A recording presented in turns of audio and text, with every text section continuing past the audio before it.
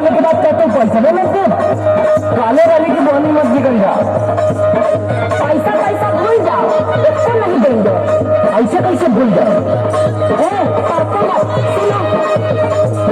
मीठा मीठा बोल के तू मुझको फंसाया,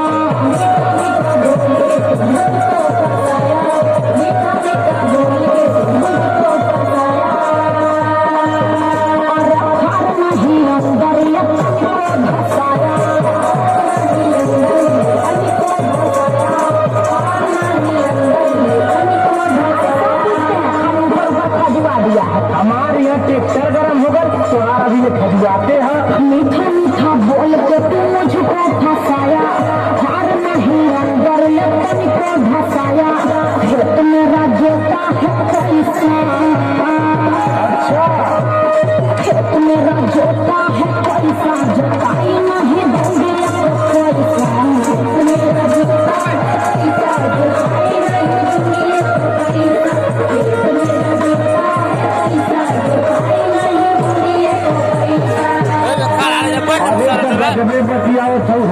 करवा के आज जब काम निकल गए तो गुंडई करत हो।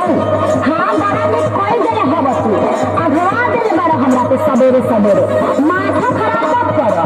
इधर सुना यहाँ खेत जोते आई लगिया कबारे ना सुना है।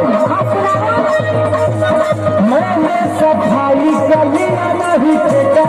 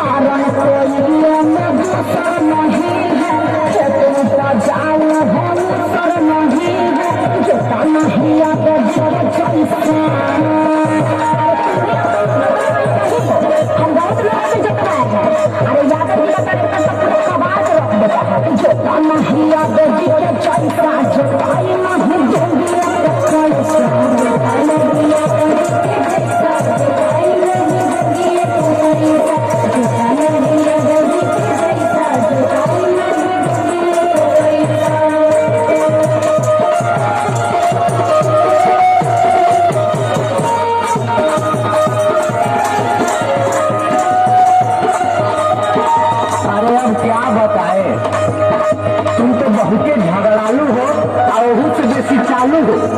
हम तो पछता रहे हैं तुम्हारा खेत जोत कर, हमारा तो सुनती नहीं हो। हाँ सुनाओ। कितने भसान घर नहीं भसता,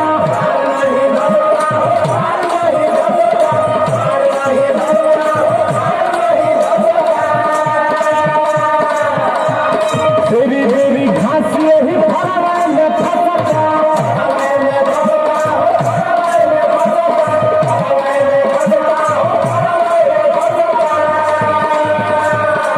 हमारी बात सुनो, कितने भसाऊंगा घर नहीं भसता। मेरी